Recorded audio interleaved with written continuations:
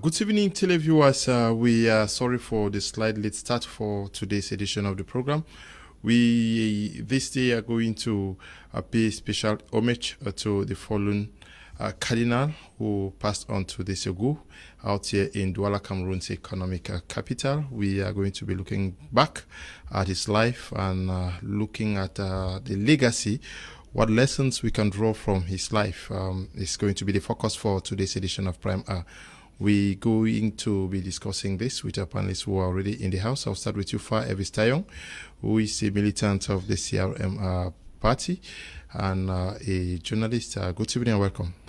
Thanks very much. Special greetings to Professor Maurice Kamto and Professor Alain Fogue and Olivier Bibon-Nusak and the over 300 militants who have been incarcerated. Special greetings to Pa Sefo from the Coconut Island out there in Limbe and wife, and a host of others. You know, I will not always forget Gonoko Village as usual, and therefore special greetings to the people of Gonoko Village and His Royal Majesty Dr. Fomuki Waters and Chief Fon Babit of Mbemi Village and Barakwe as well. Okay, we also are in the company of Prince Joel Mukage, a journalist seated out here, who said he wanted to be present to pay homage to the fallen Cardinal Tumi. Good evening and welcome. Good evening to you, Ms. Alio. Good evening to co-panelists. Special good evening to Honorable Nkala Gerard and to the peace-loving people of Misaje Subdivision. We are also in the company of Madame Mambo Beki. She is the CWA Douala Diocesan President. Madame, good evening and welcome. Good evening, sir. I'm very happy to be here today because as you have just said, we have lost a great man, and we are here to share testimony for his life. Okay. Okay. We are waiting the arrival of Sheikh Tadze Adamu Mbizela. He is the president of the Nafti Douala and the vice president of the Nso Cultural and Development Association.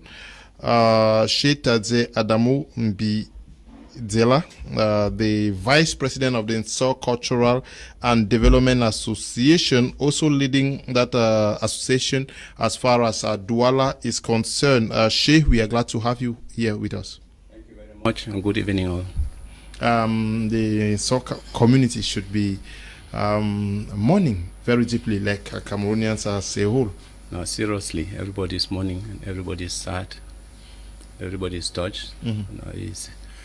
It's as if the kingdom has been shaken at its very foundation. Okay.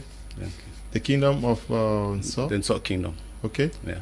I'll start by asking you what Christian Cardinal Tumi represented for the Nso people. Cardinal Tumi represented one of those distinguished icons that the Nso Fondom ever had. You know, each time you talk about Nso Fondom, you should be thinking of personalities like late Bernard Fonlon.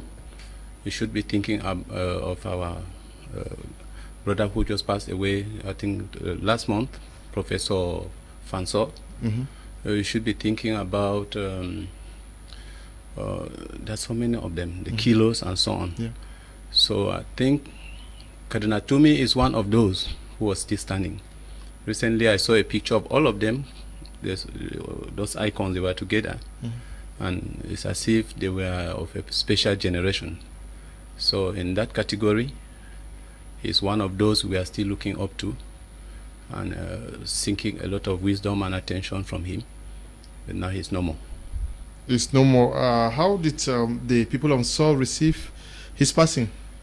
His passing was...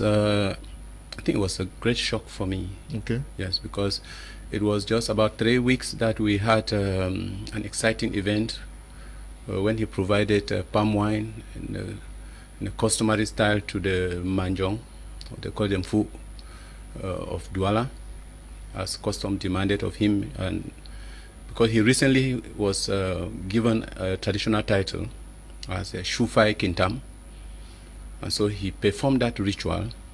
And it was there was a lot of fanfare, and we are still looking up to him. He looked very buoyant with a lot of with life in him. So it was very shocking. Can we have excerpts of that traditional ceremony he's talking about, where he also provided, I'm sure, a communal meal for his brothers and sisters out there in Douala. I would liken it to the Last Supper he had with you guys. Can we have it, please, Eli? Even where he was playing the drum.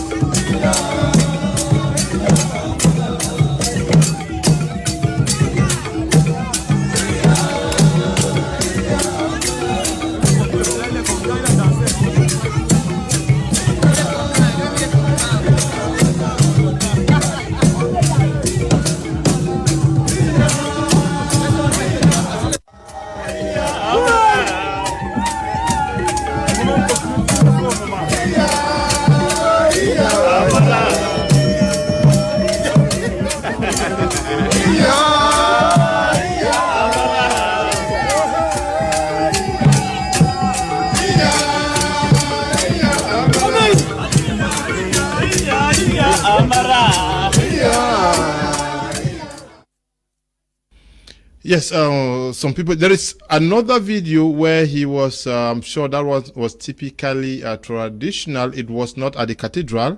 I would want Shay to explain what happened. Can we just have it also?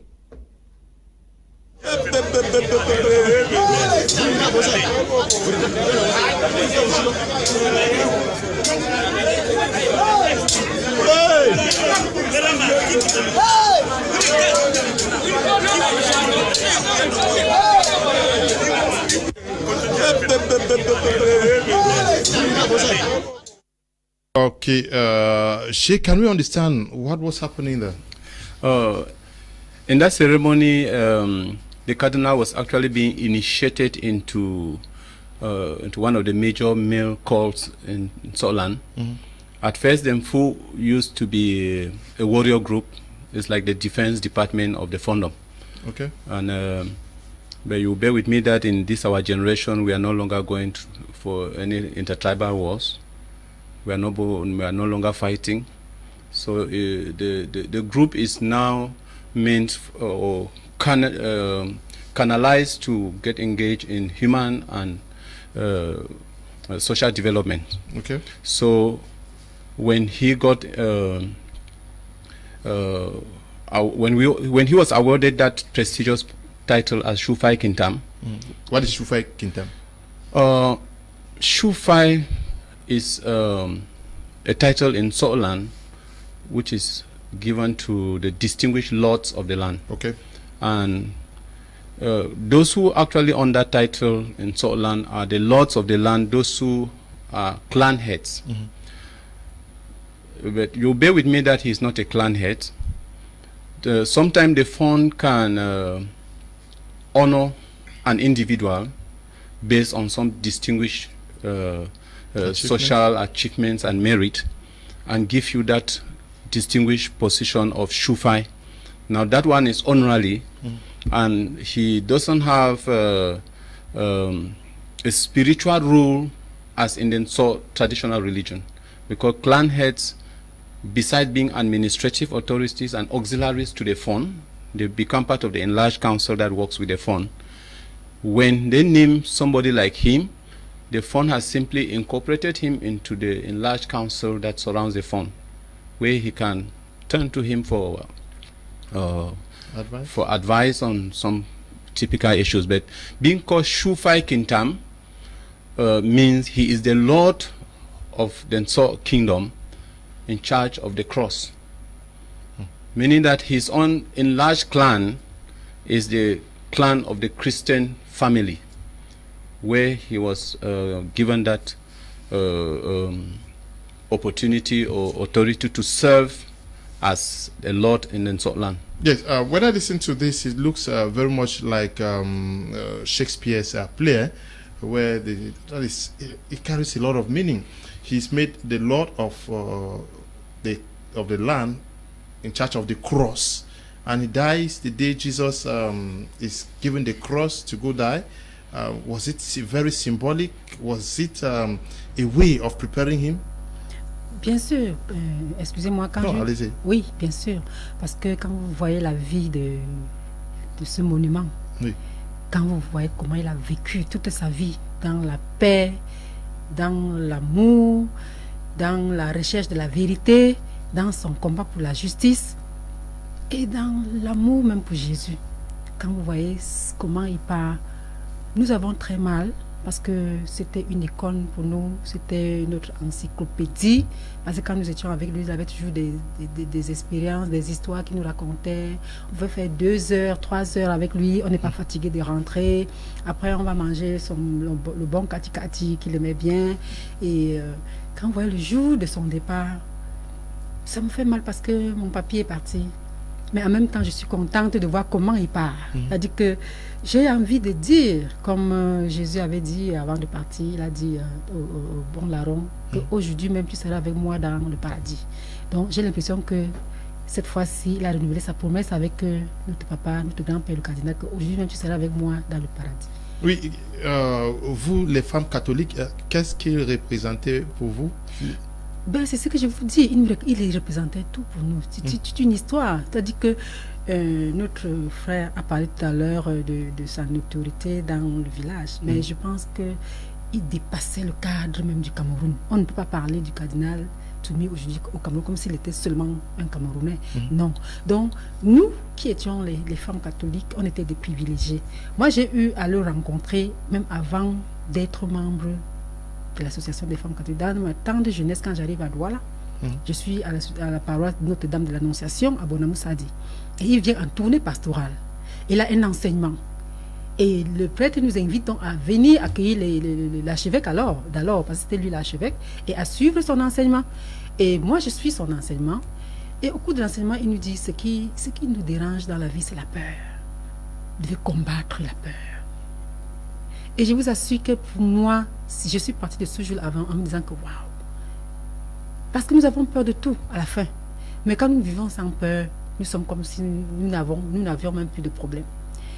Donc, et nous avons eu aussi ce privilège-là que les femmes catholiques, il était pour nous toujours ce père modèle, toujours en train de nous prodiguer des conseils, toujours en train de nous appeler à vivre dans la voie du Christ, à travers notre Vierge Marie, la maman qu'il aimait aussi beaucoup. Donc il a été pour nous, je ne sais pas comment je vais dire, mais une grande icône, un grand baobab. Nous sommes contents de l'avoir connu. Okay. For Evis Tayon, you've gotten the real meaning because many persons were already making saying other things about the Shufai title, but I think that was a very good explanation. And Eli, please, immediately after the program, we would want to have that explanation as given as Shay here to let people understand the implications of what took place before the demise of the fallen Cardinal Prince Joel. You think that the Cardinal is going a happy man? The Cardinal is a very happy man. You know, the way the events occurred, I want to believe that it's not a coincidence. It is something that I will say that it wasn't really a coincidence. He dies the day Christ died. He dies a day that weeks back he had gone back to his own people, and his own people felt that, okay, we're giving you a cross. Go. I want to believe that it's some kind of martyrdom, because the people say, okay, we are giving you the cross of the land, carry it. And I believe that the Cardinal's demise is, to an extent, it's like a cleansing. It's like, I've taken all the pains of my people, and I believe just like Christ, I'm taking it to the Most High. And it's also a kind of a cleansing for the whole nation, Cameroon, because those who know Cardinal Tumi, I've had the opportunity, just like Madam was saying, I've had the opportunity to talk with Cardinal severally. Cardinal Tumi is that person that once you talk with him, you don't want to leave, like she was saying. He's a father, very simple. His simplicity at times will even shock you. He speaks with you and he wants to share even a cup of water with you.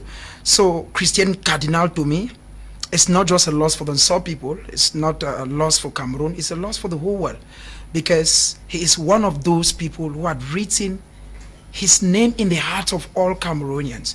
Mr. Lou, if you follow, because there is a poet who wrote a poem titled Afterwards. The importance of Mr. Lou is not known now. Many a time when you are gone, people want to like, who was this man? If you follow what people say about the Cardinal Tumi, there is one word that I take away from what everybody is saying. It is that of humility. Cardinal Tumi was too humble to a fault, and he always was at the center to see to it that there is peace in Cameroon. We cannot forget the part that this father played during the major national dialogue. It was always there for peace. Even when he was in the dragnet of those who've taken up arms are in the bush, he's always told them, we do not get what we want from killing each other. We do not get what we want from killing people. So I believe that the demise of Cardinal Tumi is a great loss for Cameroon. And Mr. Leo, I said this on Saturday when you held a special program on the Cardinal. I'm really expecting that a day of mourning should be given to him, because he is somebody that Cameroon really needs to celebrate him. And he's done so much for the country, Cameroon. Okay, he's done so much for the country, Cameroon. For Elvis Tayon, his greatest desire, I'm sure, was to bring an end to the ongoing conflicts in the southwest and northwest regions. He did almost everything possible within his capacity to contribute to solving the problem. Unfortunately, he did not see this happen. Yes, he did not see. I am, one of the few persons who think that he died happy and died not happy. I would be very honest with that. We have this tendency now when heroes like this disappear, we look only at the good side of things, I think with the way he fought hard for peace to return to these regions, I don't think that he died very happy in that case.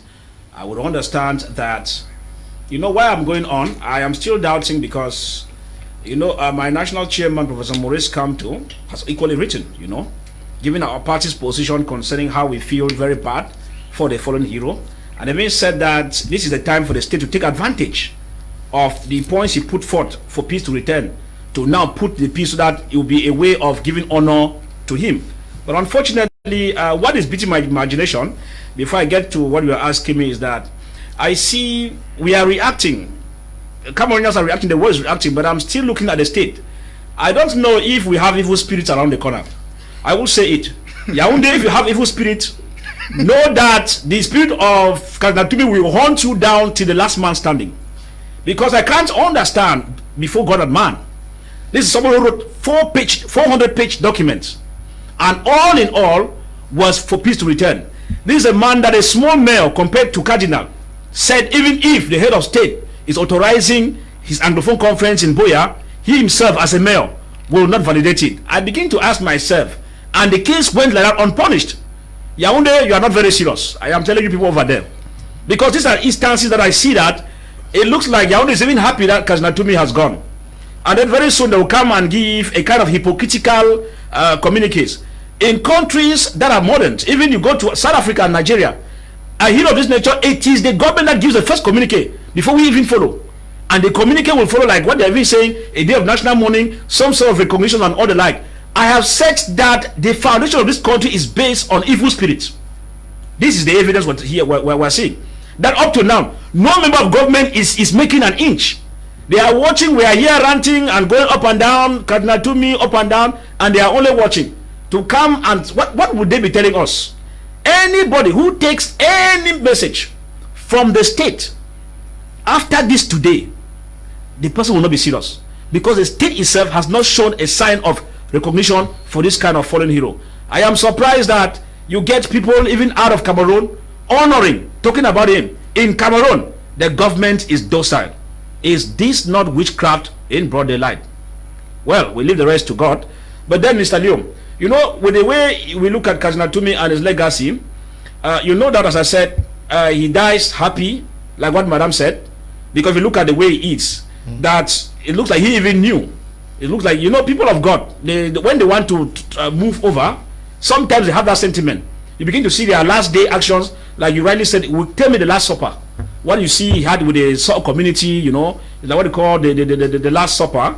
And then the time he also died, like what Prince is saying, it's very symbolic. I don't know why some region barons are not seeing it that way. Maybe because they are far from God and closer to their areas where they are. But then, the main issue here is that from the way he passed on, I think that we should be looking at the legacies as as you have been doing. Quite, my media plan has been doing quite much on that, and I think that we should be looking at, he is a man of peace and justice. How do we honor him? Professor Maurice Kamto said the only way the state should take advantage to honor Cardinal Tumi is by ensuring that peace and justice reigns in Cameroon with the end of the Anglophone crisis. But I know that as we have stubborn fellows in the nation's capital, Yaoundé, they will hear and it will come out this way. But the question is, the more we keep on not honoring this kind of man, I think we are also calling for calamity to fall on us, because his going is like sacrificing, and like what the priest said, he's moving over to the world beyond. Is like moving with our iniquity, but the iniquity will not be complete and will not leave us if we don't acknowledge that he himself actually did something for mankind. He is Christ-like on earth. I must honor that and admit that. With his simplicity, we've had several meetings with him, and you see the way he dined sometimes with people. And then, so at the end of it, Mr. Leo, if ordinary men like us can think of the legacy of this hero, and I'll keep on saying this, if they are occultic, evil spirit will haunt them. Okay. Bose Edward, good evening to you, and to you, Julio Chofo, who is always watching our programs. Ivo Enobi Bison, good evening to you. Utulubu Douglas, and to you, Jerome Anon, and all of you watching us on social media. We are going to be taking a series of interviews that he granted. My media prime, can we have the first excerpt? The Amber boy say, I told one I know who is in Italy, I said, I do not agree with you people for two things. You are intolerant. An intellectual is tolerant. You listen to the other person and tell the person, on this point, I agree with you. On that, no, for these reasons. But once somebody does not agree with them, he is condemned to death. And I told one of them, if you people take over power now, you will be worse than Hitler. You will be worse than Hitler, because you are not ready to dialogue with anybody. You are not ready to face a contradictory opinion. You know, there are not really quite a number. One came here to see me, an Amber boy. You say he's there controlling around Boya. This boy prayed me, asked me, please talk to me in Pidgin. I didn't go to school. How can such a person know the value of going to school, of schooling? Okay, that is the typical Cardinal Tumi, who is always preaching tolerance, preaching forgiveness, preaching love. Is that what he told and saw people to live by? That's one of the first points he ever made to me when I was officially made the president of Bongnafti in Douala. When I went to him, the first thing he told me, he said, Shay, you are going to be working out there with people who are arrogant, people who are rude, people who are intolerant, people who won't even like to listen to you. But as a leader, you must be cool-headed and you must be able to listen to them. Do not fight them. In everything they say, there's always something good. Listen to the positive side Of what they there's say. something positive in what they are saying. Mm-hmm. Tap out of it, even the fool. And he illustrated, he gave an example of sometimes when you go to the community, you can find this type of people that will be described in the film as the village fool. Yeah. The village fool can be shouting around and insulting people, pretends to be drunk, but at the base of his words, there is something. There's something in the village he might have seen, and you are not seeing.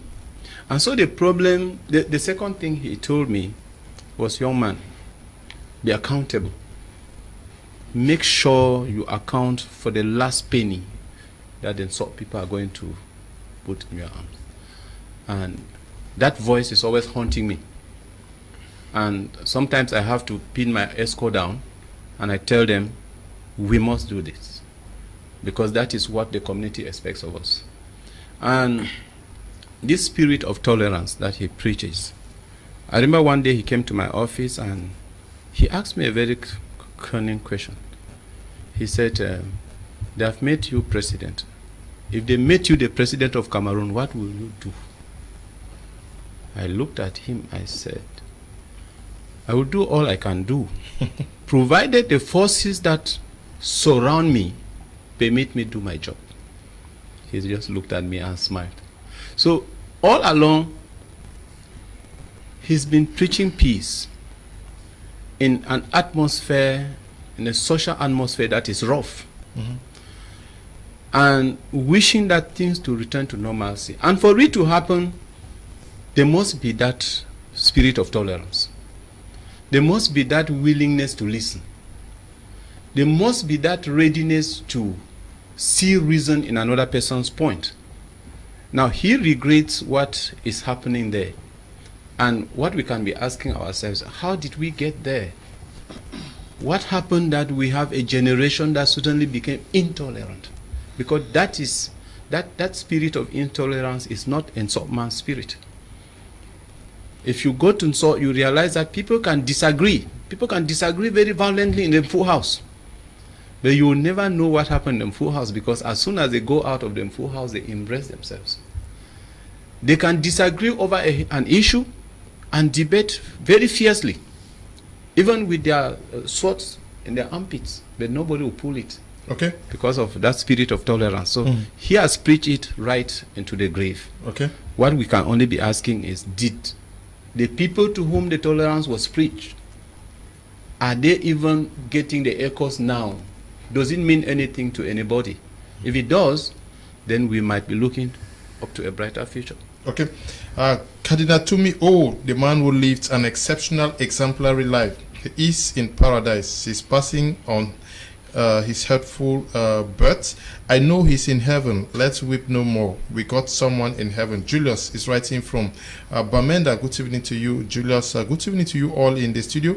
Cardinal was a good man. May his soul rest in peace. Frank Moto, writing from Kumba.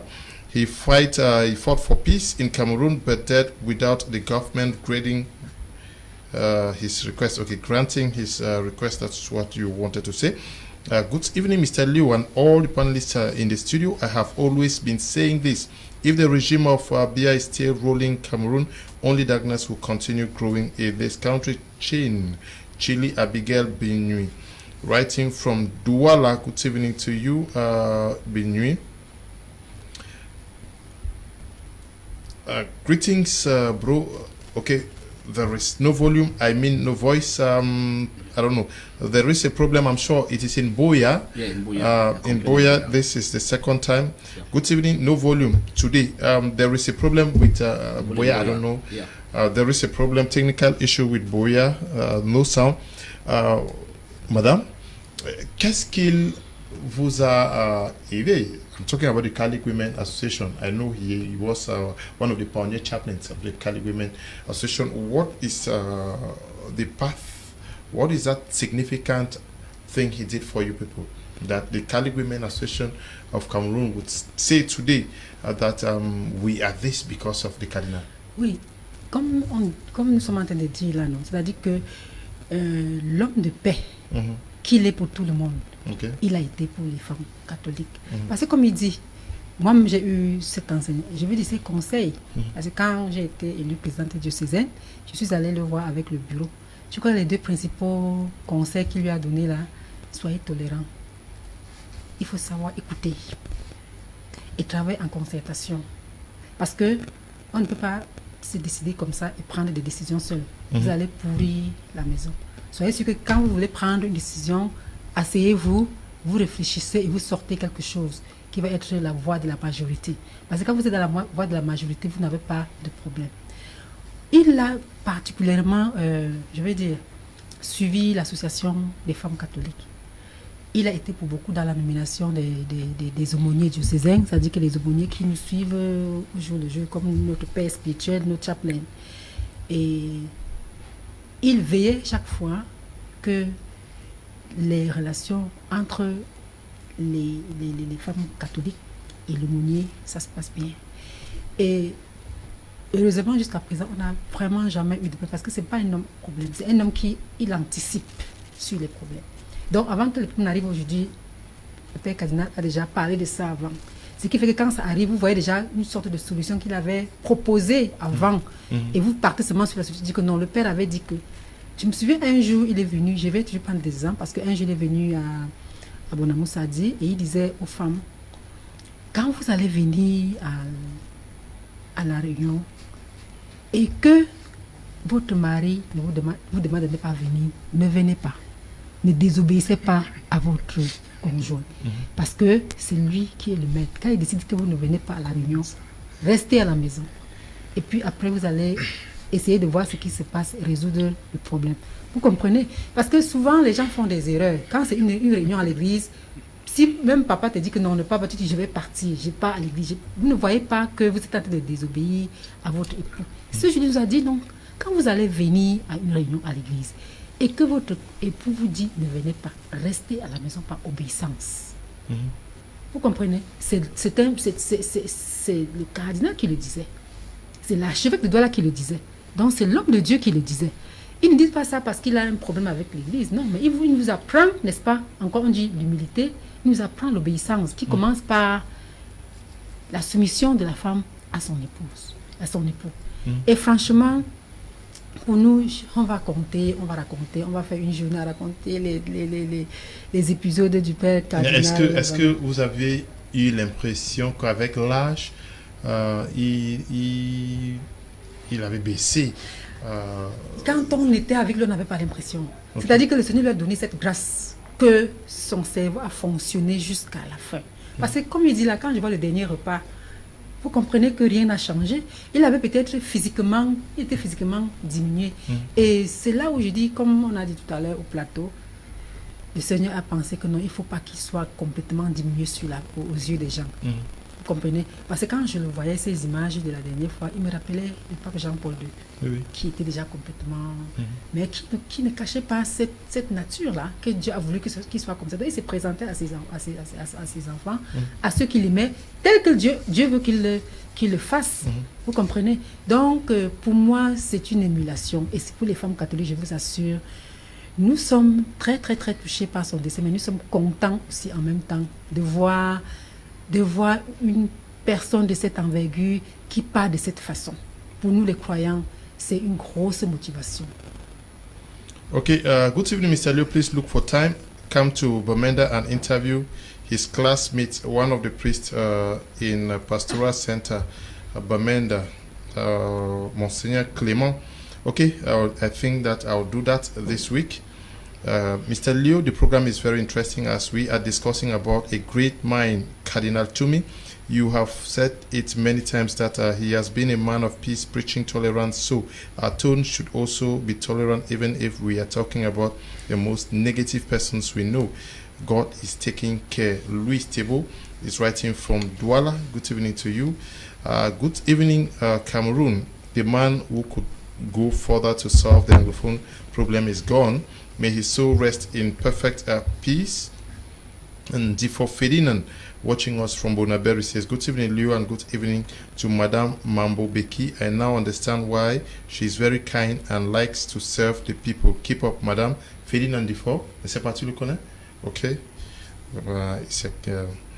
Mr. Leo, good evening to you all in the studio. It's Elvis Brown from Shell, New Bell. Good evening to you too.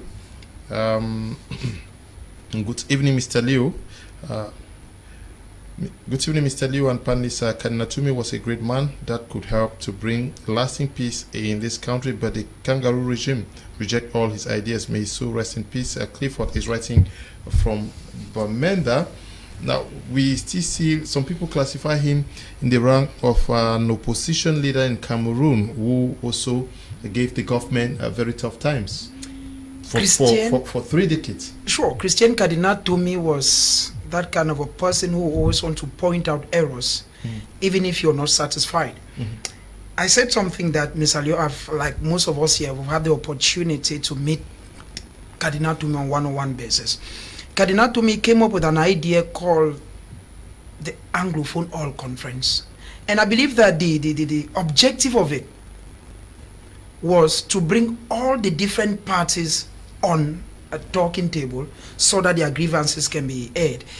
And even during the major national dialogue, Christian Cardinal Tumi still stood his grounds. Remember that he chaired one of the commissions that had to do with the return of refugees. When I met Cardinal Tumi, I asked him, I said, Father, you were there, do you think you're satisfied?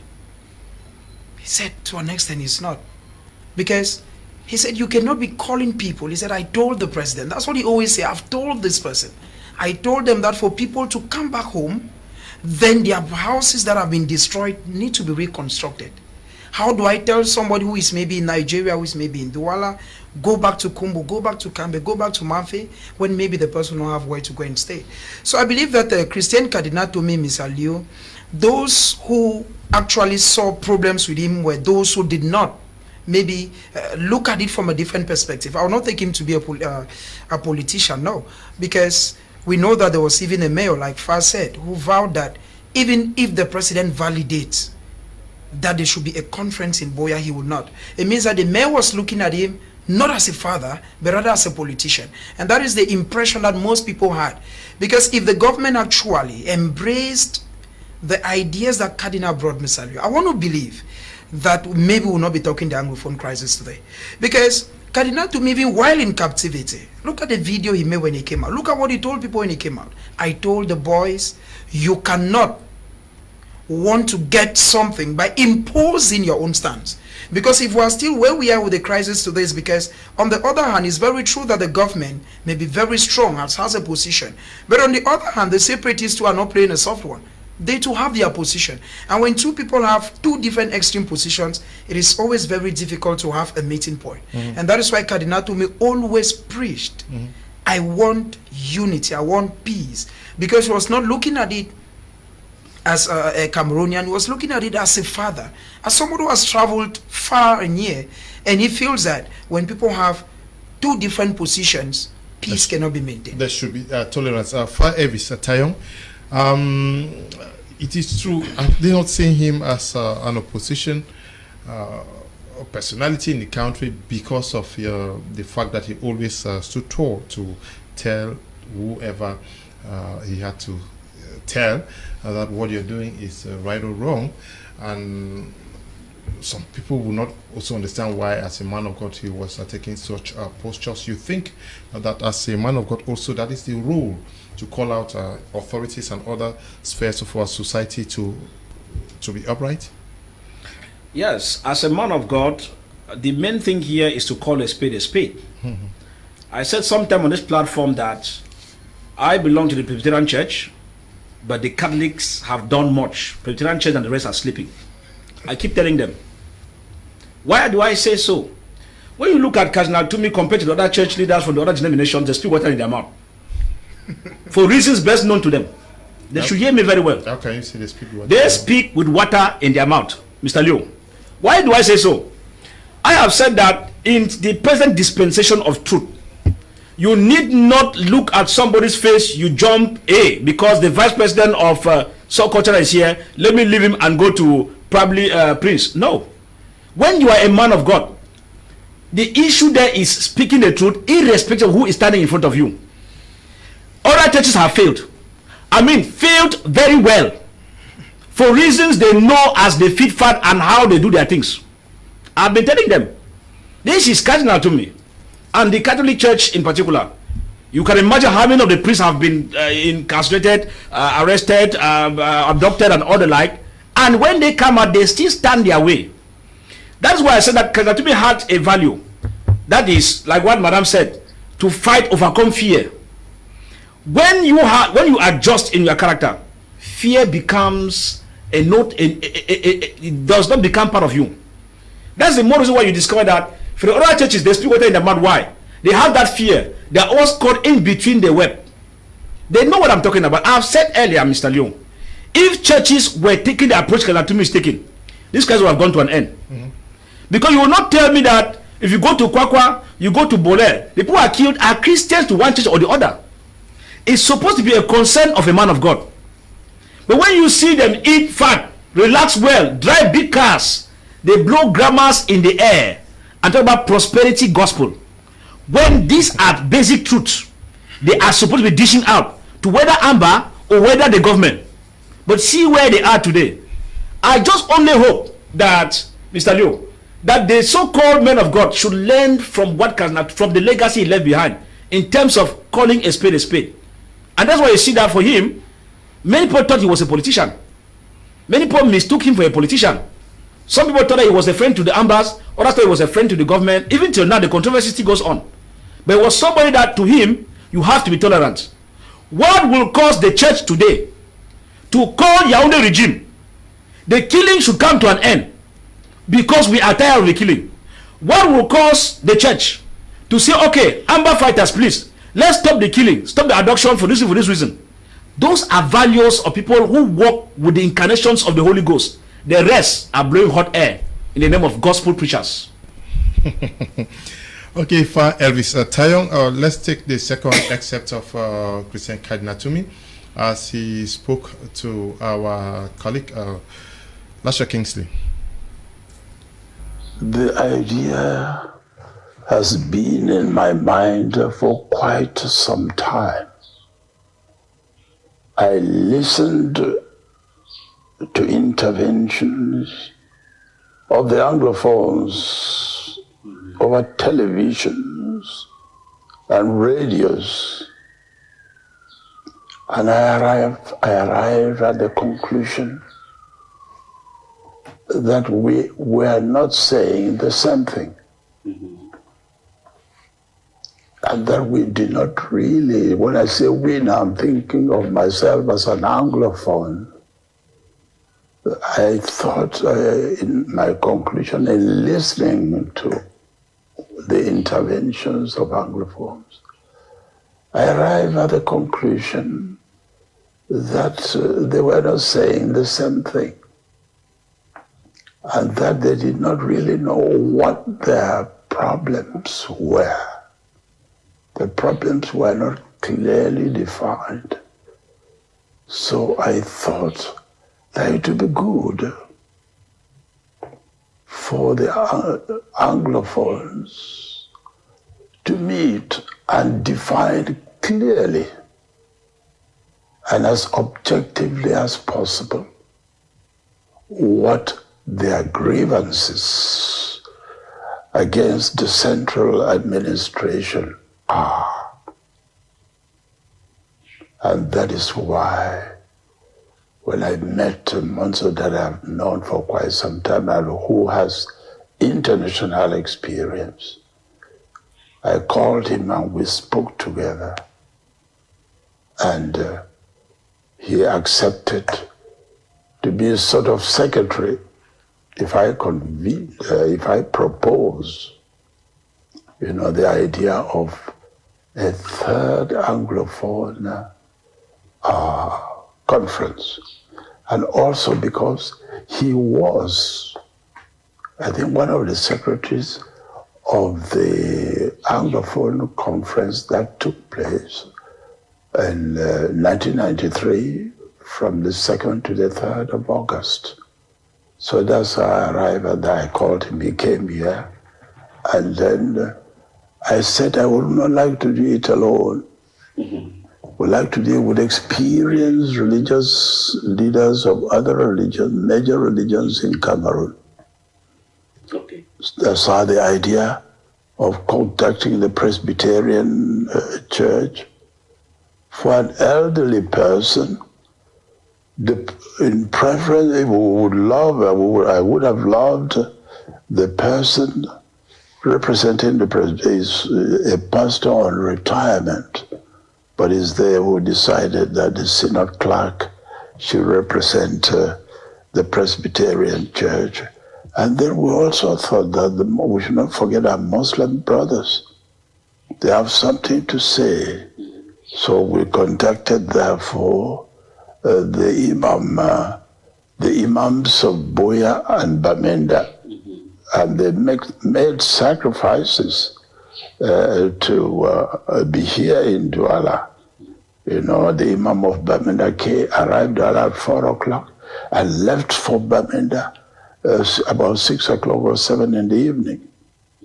So that's how the idea came, and that's how we arrived at a communique, which was we didn't just propose a communique and the people said, but for such a meeting, you should bring together a draft that you don't come empty-handed. He said, this is...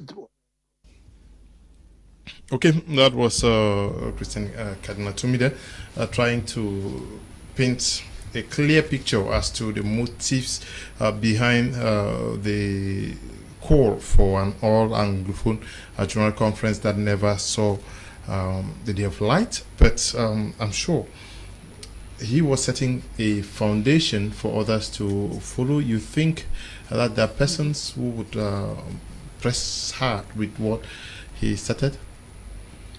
I'll honestly tell you that with the departure of the Cardinal, I doubt those who are left and who can be honestly pressing to the goal. Because what I've observed since this crisis started is that we have a phenomenon in Cameroon where when something happens, people write they bring out communiques to condemn what has happened, just to fulfill what is conventionally done, even in world politics, just to show that we condemned it, and after that it is done. So we need people like him. You know, when you are talking about him as what people think between his life and politics, for me, I saw him as what Christ said. He is the good shepherd, and a good shepherd will give his life for his sheep.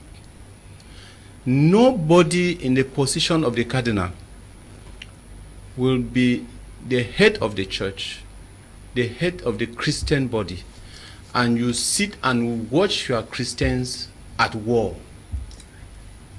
shooting at each other, spilling blood, burning homes, and taking the Christian folk back to where you've been struggling to bring them out. You've been struggling to preach peace and bring them out of misery. The work that the church does in Cameroon is not just about preaching the gospel. There's a lot they do to better the lives of people.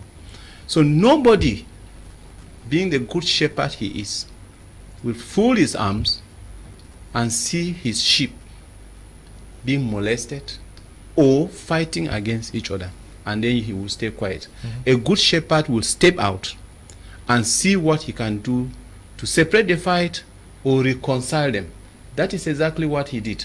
Now, from the political front, you have those who always fight. And what I've seen in this country from when my mind started reading things, you realize that you can hear a very strong-worded person talking today, and 5 years later on, you begin to wonder what has happened to the person. The Cardinal stood. Stood his grounds. He didn't fear any intimidation. There are moments people used to write as if they were afraid of his life. The next moment, a journalist will go to him and he will say what he is supposed to say, and say it in a very succinct, calm manner, and make sure that the message drives into your head, whether you wanted it or not. Okay. Madam, the National President of the Catholic Women Association, some people are saying, I'm quoting the Guardian Prosa, the bridge between Francophones and Anglophones is cut. They saw in him that perfect symbol of national unity, because with him, the Francophones fared at home, Anglophones, he did not, yes. Oui, exactement, parce que c'était un papa pour l'unité. Il se battait pour l'unité, pour la justice. Il voulait l'amour parmi tous ses enfants. Donc, il avait réussi à briser cette barrière qu'il n'avait pas. entre francophones et anglophones. Mais nous restons sur... nous sommes sur l'espoir, nous sommes sur l'espérance, parce que le chrétien, c'est un homme d'espérance. Et nous savons que il est parti et il sait ce qu'il a laissé avant de partir. Il était sur un dossier brûlant, le dossier de la crise anglophone. Il avait cette amertume-là parce qu'il n'arrivait pas, avec toute sa volonté, à fédérer les différentes positions. Et il en a souffert. Je le dis parce qu'on en a souvent parlé. Il en souffrait beaucoup. De ce que, parfois même, ce sont des personnes de ce camp-là qui ne voulaient pas se retrouver sur la même table. Il en souffrait beaucoup. Il en souffrait aussi de ce que les francophones, dans la majorité, ne comprenaient même pas beaucoup ce qui se passe vraiment, c'est-à-dire que le problème réel, il en souffrait beaucoup. Et il a passé toutes ces dernières années à se battre pour qu'une solution soit trouvée. Et je suis tellement convaincue que ce que le cardinal Christian n'a pas pu faire de son vivant, il va le faire aujourd'hui où il est près de son Seigneur, notre Seigneur Jésus, qu'il a servi toute sa vie. Parce que je crois fermement que de là-haut, les solutions qu'il n'a pas pu trouver ici, il va pouvoir les trouver. Et que cette paix-là reviendra au Cameroun, peut-être même un peu plus tôt qu'on ne le pense. Il ne faudrait pas qu'on soit défaitiste. Moi, je ne suis pas défaitiste. Avec la mort du père cardinal, je ne suis pas pessimiste que les carottes sont cuites. Les carottes ne sont pas cuites. Vous comprenez, non? Les carottes ne sont pas cuites parce que je sais que le Seigneur va nous envoyer encore d'autres personnes qui vont surgir de partout. On ne sait jamais. Qui vont être là, peut-être pour la relève, et que peut-être inspiré par lui-même qui est là-bas, qui dit que non, attends, je vois que ça peut aller comme ça. Moi, j'ai cette conviction-là, que le problème sera résolu. Peut-être pas demain, mais que le problème sera résolu. Et que lui, en tant qu'initiateur de cette paix-là, même comme il n'a pas pu réussir dans sa vie terrestre, il va pouvoir nous soutenir pendant qu'il est auprès du Père. Okay. Ça, c'est ma conviction. Okay. Good evening, Mr. Leo. Cardinal Tumi has run a good race and fought a good fight. May his soul rest in peace. It's Kiki writing from Kumbu. Good evening to all of you guys watching us from Kumbu, Bui Division out there. Good evening, humble panelists. Strong greetings from Kumba. Looking at Cardinal Tumi in the Anglophone problems, I see complete Desmond Tutu in South Africa in the days of the apartheid. He died as a saint. Okay, good evening to you, Mary, watching us from Newtown in Limbe. Please kindly check the sound system. We are not getting sound in the southwest region. There should be a problem out there with the technicians. I don't know.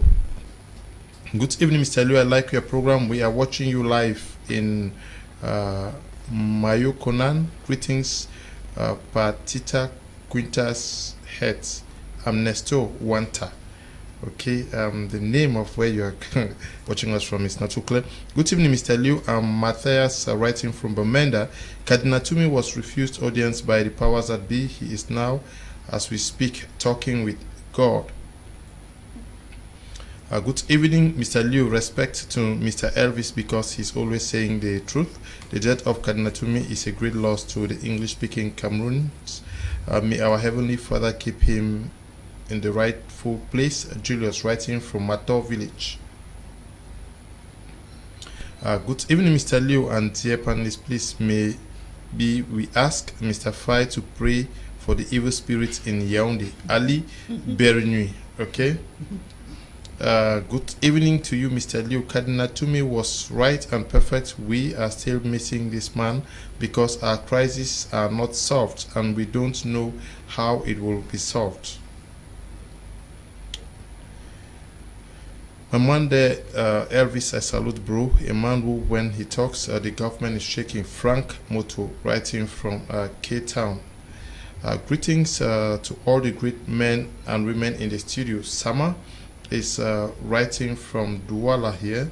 Good evening to you, Sama. Good evening, Mr. Liu. He died same day with Jesus, so let's rejoice and pray for his soul to rest in peace. It's Gladys Guan Voma, writing from Douala. Good evening, Mr. Leo and the panelist. Cardinal Tumi was a great man, and his legacy will live forever. Our prayers is that we should be able to have someone who will be like him. Michael is writing from the United Arab Emirates. Good evening, Mr. Leo. Please, no sound in Boya. Let the technicians do something. I hope they are getting the message and are already doing something. Many complaints there from the Southwest region. Can we take one last view of his stay with the Amba Boys when they took him on his way to Sok Land?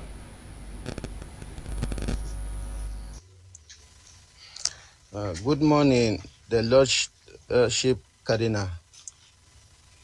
Thank you. Yeah, today is the 6th of November 2020. Yeah. Yeah. It's good to like you. Yes, I feel that. How are you doing now? Not badly. I feel as good as I had hoped. Yeah. Okay. Although I've not eaten since yesterday. Okay, no but problem. I feel fit. Okay. I hope that we did not arrest you nor kidnap you. I don't think so. We were on our checkpoint because we need to know who is entering our land and who is going out of our land. Exactly. But unfortunately, we met you without informing us that you are coming to our territory. So No, I was not coming to your territory. I was passing through. okay, yeah. So it's always our duty to always be on routine checking. Yes. To see that our territory is safe. That's a good thing. Okay, we didn't arrest you, nor we kidnap you. We pull you out for questioning. All right?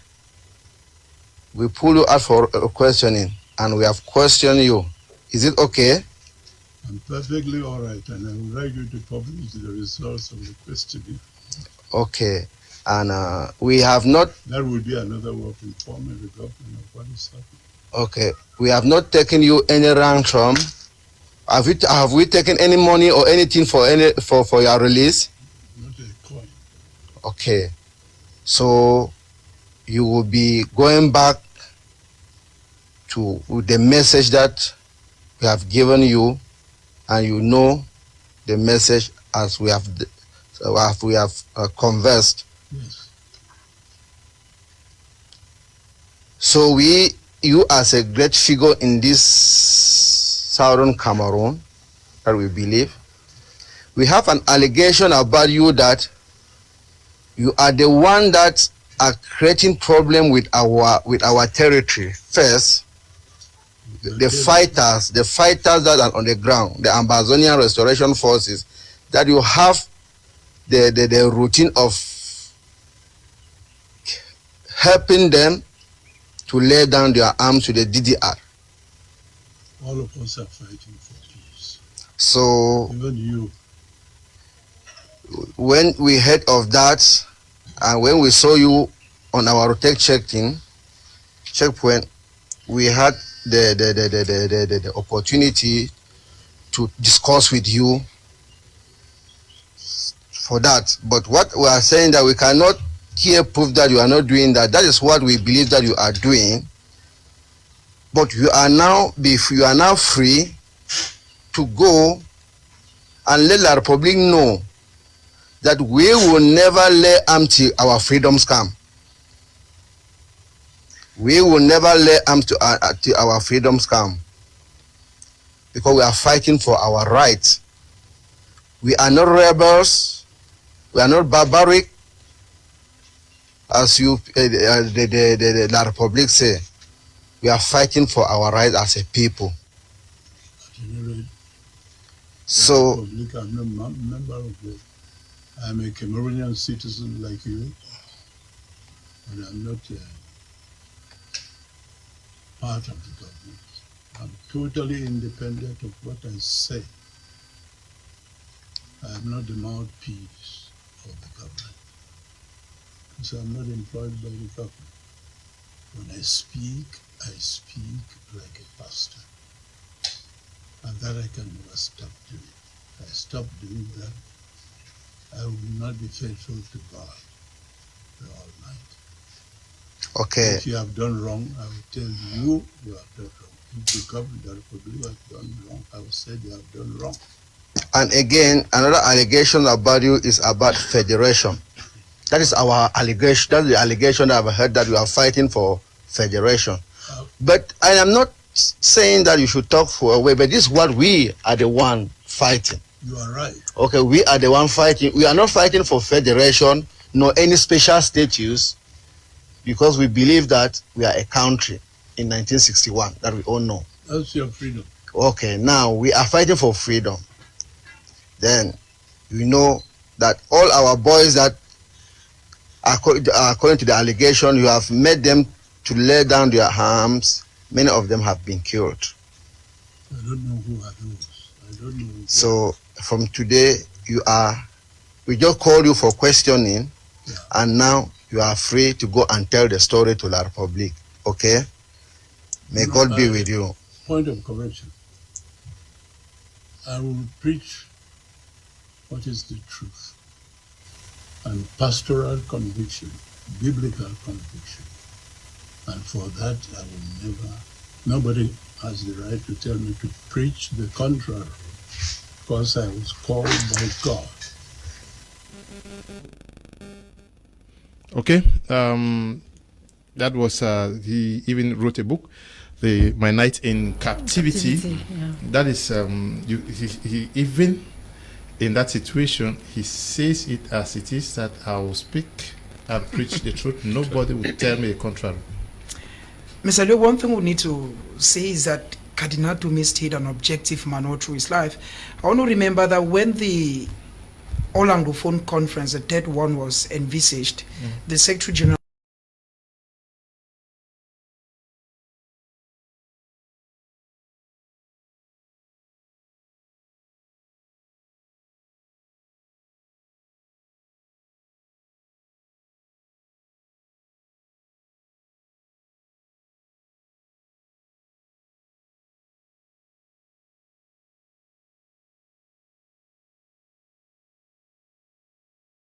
see somebody who is willing to back out of a cause because his life is in danger. Cardinal Tumi is in captivity. He's not even, they have not called him, he's in captivity. But he tells the guys, I will stand for the truth. You're not giving me any message to go tell somebody. So he tells you that these are people who are willing. Mr. Leo, I still do not understand why the regime, the regime in Yaoundé has not taken serious what the Cardinal proposed for the Anglophone crisis to end. Because if they really took him serious, maybe we will not be where we are today. Because Cardinal Tumi, from start till end, has always stood for the truth. He doesn't care whether what he's going to tell you is going to pierce you very hard in the heart. Because you put somebody where Cardinal was with those guys. Because when you even listen to what he was saying, if you listen to what he is saying, the guy was interviewing the Cardinal, the impression I have is, if the Cardinal were not as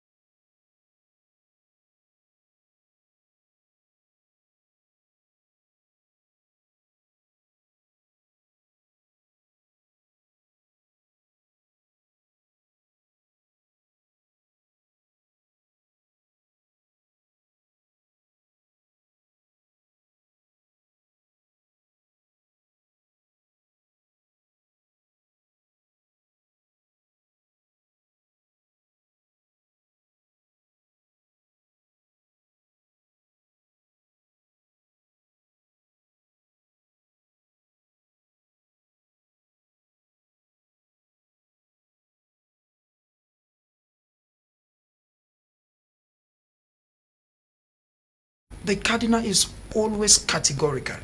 But let me tell you, Mr. Leo, that the Cardinal disclosed to pressmen that they even did a questionnaire. The Anglophone. He's going to that interview with Lasha Kingsley is there. We are going to listen to it. Yeah, when the people, he wanted the people, what do you want? And that is what the Cardinal was doing. It means that at each time when the Cardinal was speaking, Mr. Leo, he was speaking as two persons.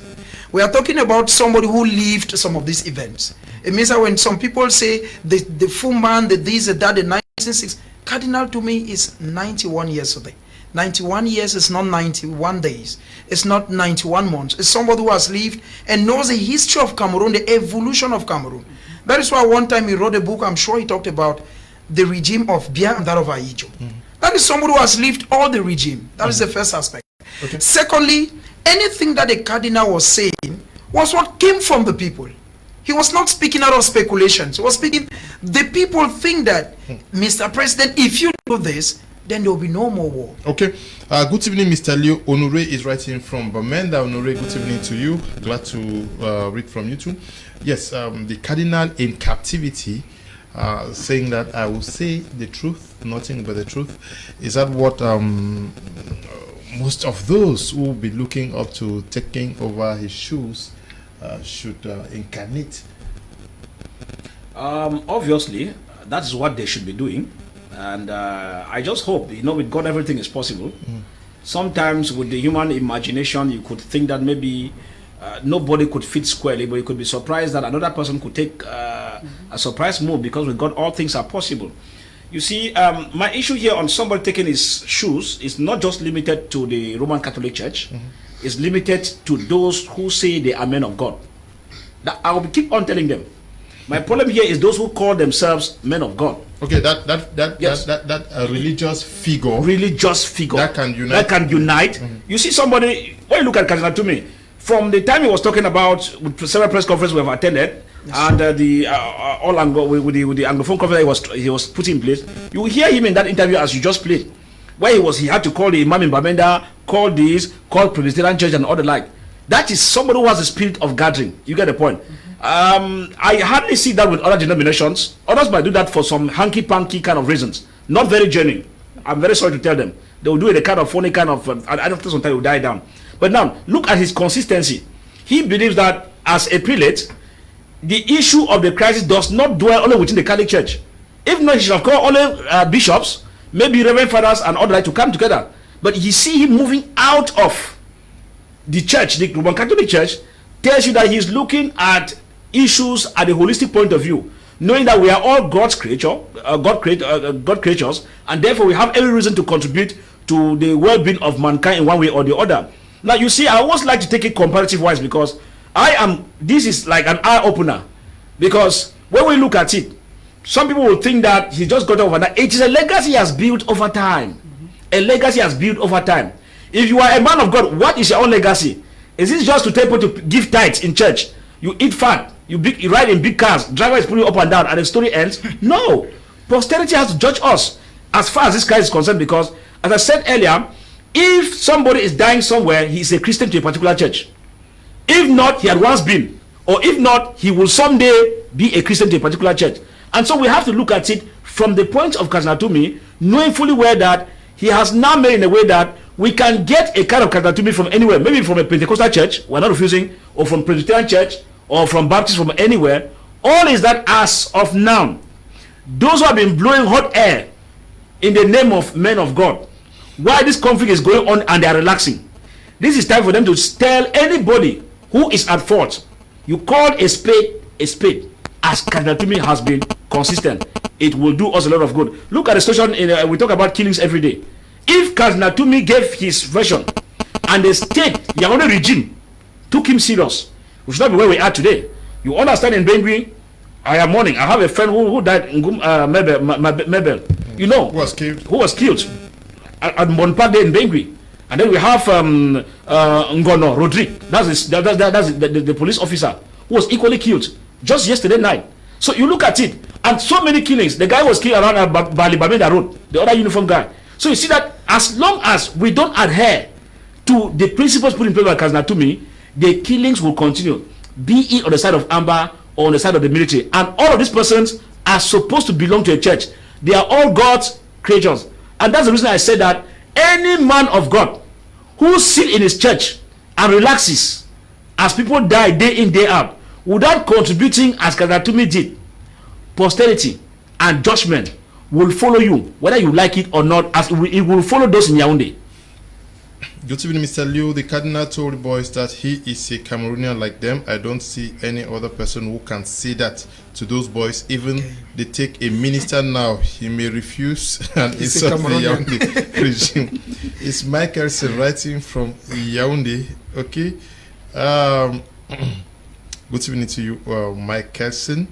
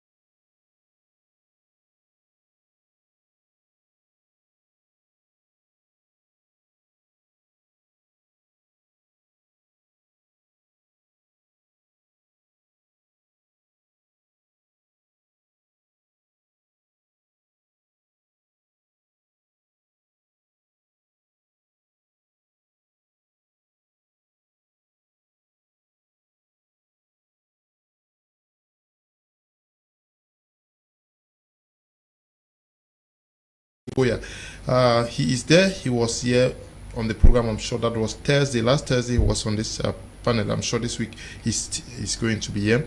Good evening, Mr. Liu. Love your program. Looking for the life of late Cardinal Tumi. There is no doubt that he was a God sent and now resting with the Lord. We will have ourselves to blame if we cannot put his teachings into practice. Maxwell, writing from Yaoundé too. Hello, Mr. Liu. Good evening to you and your panelists. Indeed, the nation Cameroon has lost a great icon, an ambassador of peace and justice. I really doubt those left behind to take up the mantle and follow his examples. I called him the Kunkuma of Catholic Church Cameroon. May his gentle soul rest in peace. Esther Yuge is writing from Muyuka. Good evening, Mr. Liu and the entire panelist. Cardinal Tumi was a great man and may his soul rest in peace. I am Aiden V of watching you from Halifax in Canada. Good evening, Mr. Liu and all the panelists, especially the Kangaroo Man. I'm enjoying the program. Angwas Nobeto. I'm writing from Ground Zero. Now, Shay, how did you receive the news of the taking of the Cardinal alongside your phone? If I say I wasn't shocked, I'm lying. By the time we as leaders of the community, by the time we had had preliminary groundwork and we know that our leader is going back home, one would not imagine that just a few kilometers into Bui Division,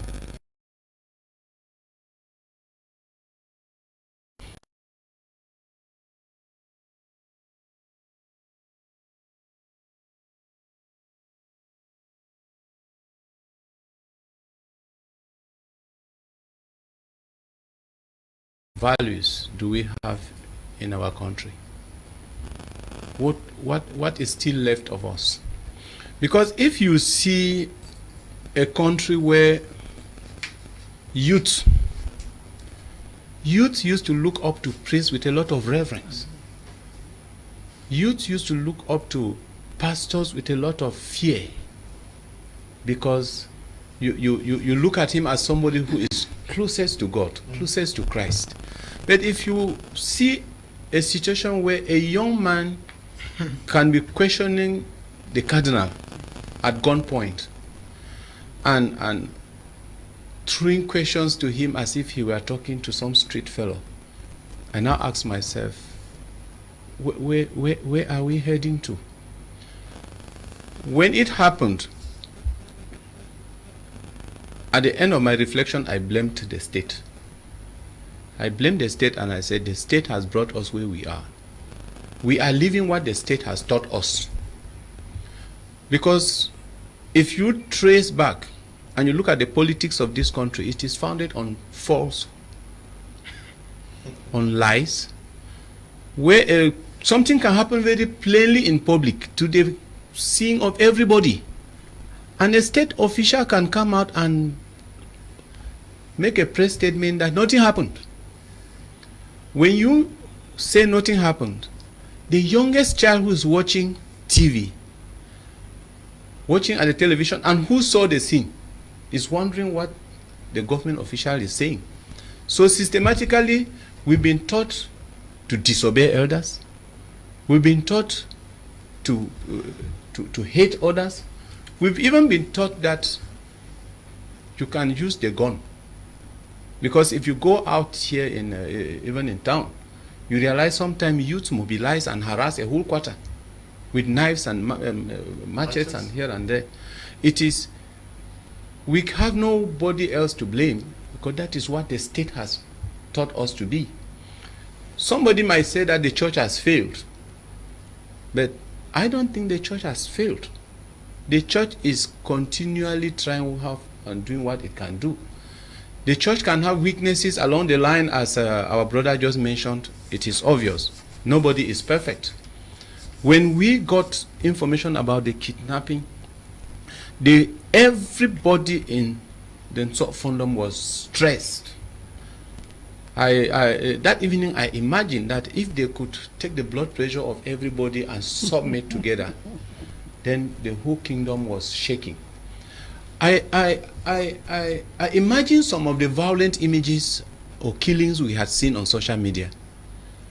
The slaughtering of a lady in broad daylight and other massacres. And I asked myself, how will I feel if the next moment they tell me that they have slaughtered the Cardinal, or that they have shot the phone? It was something unthought of, unimagined.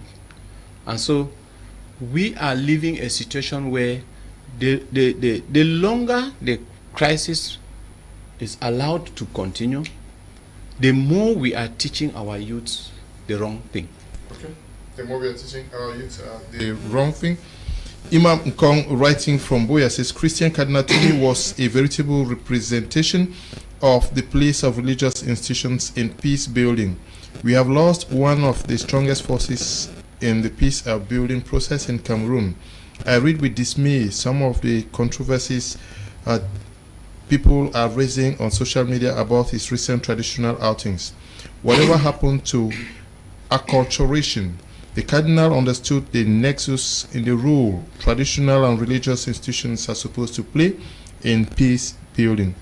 So instead of raising unnecessary controversies, I suggest we focus on how to continue the work of peace. May his soul rest in peace. Ima, thank you very much. Writing there from Boya, but who was the fallen Cardinal?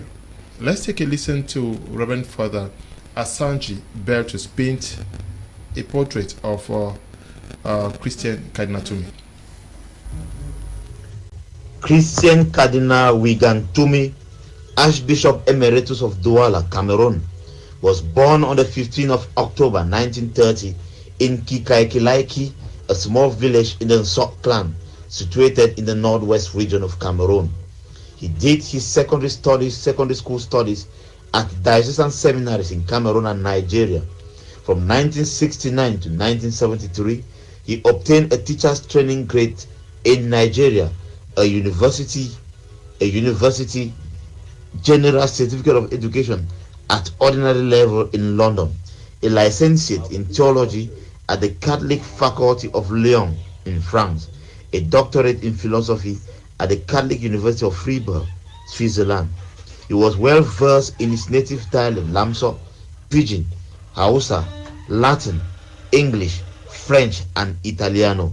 He was ordained a priest on the 17th of April 1966 at the age of 35 in Sopo, Diocese of Boya, by Bishop Julius Peters.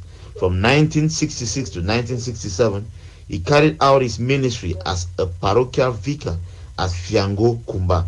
From 1967 to 1969, he taught at the Bishop Rogan Minor Seminary in Sopo. In 1973, after having studied abroad, he returned to his diocese and was named rector of the Major Regional Seminary of Bambui, Archdiocese of Bamenda. He was also chaplain to the Catholic Women Association and was very involved in promoting the ecumenical movement, obtaining much esteem and respect from Presbyterians and Baptists. He became the president of the Presbyterian Diocesan Council on the 6th of December 1979. He was elected the first bishop of the Diocese of Yagua at the age of 49. That diocese was erected the same day. He received episcopal ordination on the 6th of January 1980 in St. Peter's Basilica by Pope John Paul II as principal consecrator, with Archbishop Eduardo Martinez, titular Archbishop of Tagora, and Bishop Ferdinando Maggioni, titular Bishop of Subuagusta, as principal consecrator. During his pastoral care, the local church of Yagua developed rapidly, enriched with institutions and centers of formation, nursery schools, and dispensaries.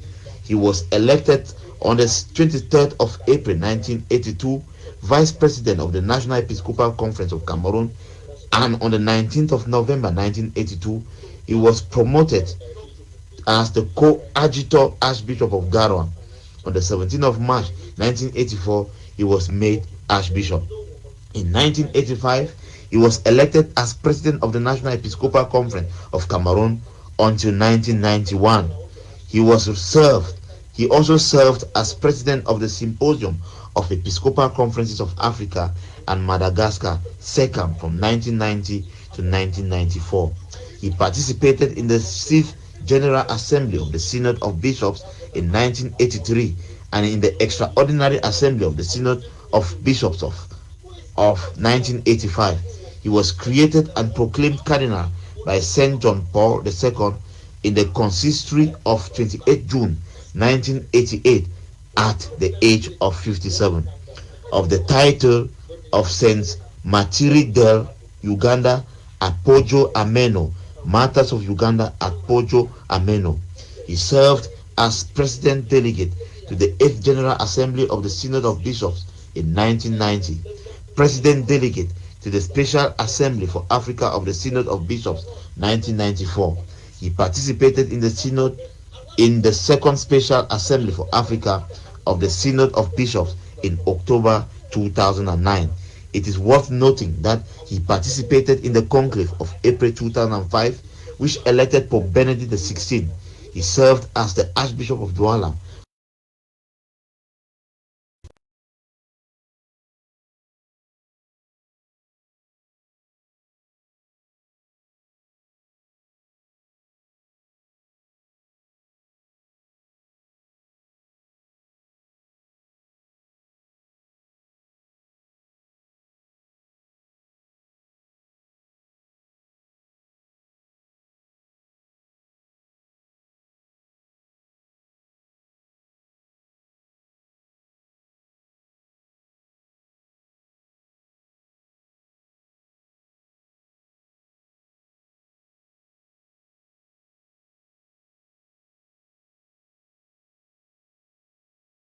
In 2001, Bishop George Go, Bishop of his homeland Diocese of Kumbo in 2006, Archbishop Dennis Komivi Amozo in 2007, and principal co-consecrator of Archbishop Antoine Talo in 1983 and Bishop Agabitusfon in 2016.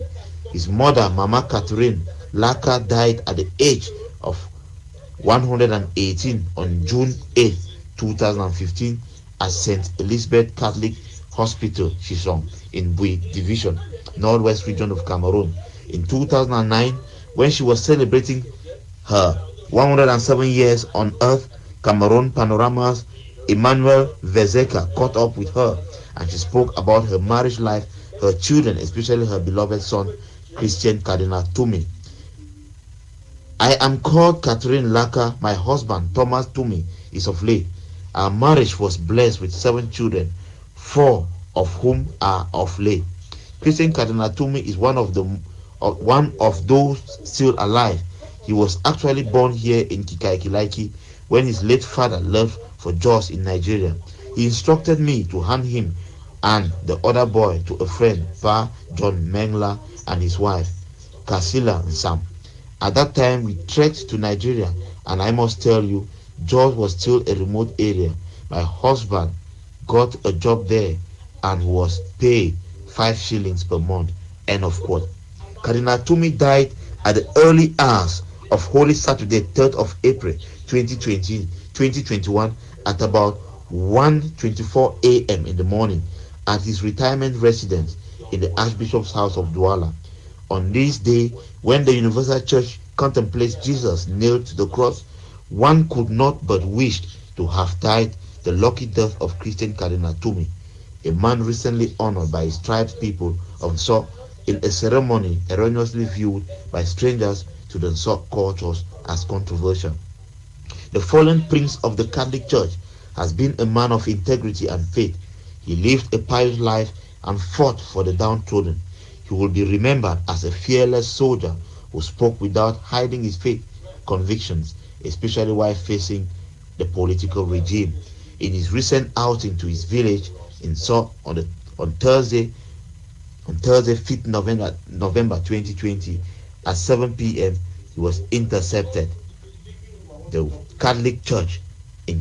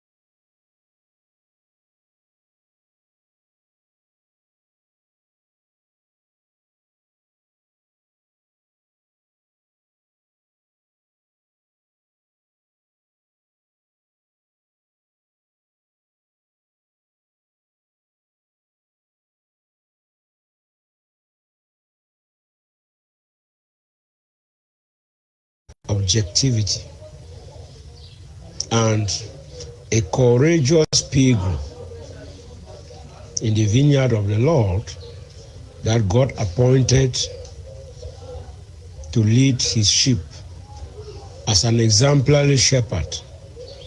I can only compare Christian Cardinal Tumi to Chosa's poor person who lives the word, not only preaches it, but practices it first. A man who feared nobody when the truth is concerned, when objectivity is concerned. A man who wept as Jesus wept at the death of Nazareth, with the numerous Anglophones massacred in the Northwest and Southwest. A peace and social justice crusader who wanted to meet Biya to talk with him on how this crisis could be resolved, but which Biya turned down, as usual, the invitation. A man who was the brain behind Anglophones coming together to talk among themselves, but which egoism and selfish interests and calculations blocked the move, both from the side of Anglophones and that of the colonizing power in Yaoundé. Cardinal Tumi, a man who could speak his mind even in the lion's den, when captured by the Amazonian separatist fighters, he could still say his say wherever he is. A man who hates the crime, but not the person who commits the crime. In fact, I am very confident that if there is God and there is heaven, Christian Cardinal Tumi will be in the bosom of the Lord. He leaves a vacuum that will be difficult to be fulfilled. If there is any other Cameroonian that I can compare him to, it is no other person than Bernard Fallon, who coincidentally comes from the same tribe as His Eminence Christian Cardinal Tumi. Your Eminence, rest in peace. May your soul find peace in the bosom of the Lord. Okay, that was Dennis Kimlimu, the Communication Secretary for the Social Democratic Front. We are going to take this last excerpt from Christian Cardinal Tumi talking to Lasha Kingsley on a survey that he carried out and the findings, 400-page document that was handed to the Prime Minister. How do you make of people, especially within the southern? Of course, they are sure there that the government has authorized the meeting. We're still wondering whether the government will accept us to meet, because it's a big meeting, which they will have to be there to protect us, to make sure that the meeting takes place calmly, because it is our right, it's our duty as pastors. You know, so some people think, actually, if there's anybody to be pushed by anybody in Cameroon, it's not Cardinal Tumi. Okay. I have my personal conviction. Okay.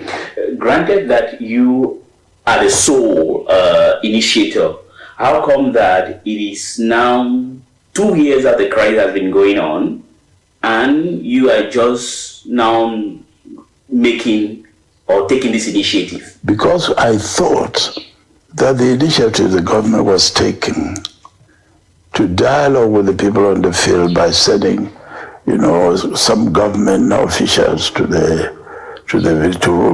meet the people would help to reduce the tension.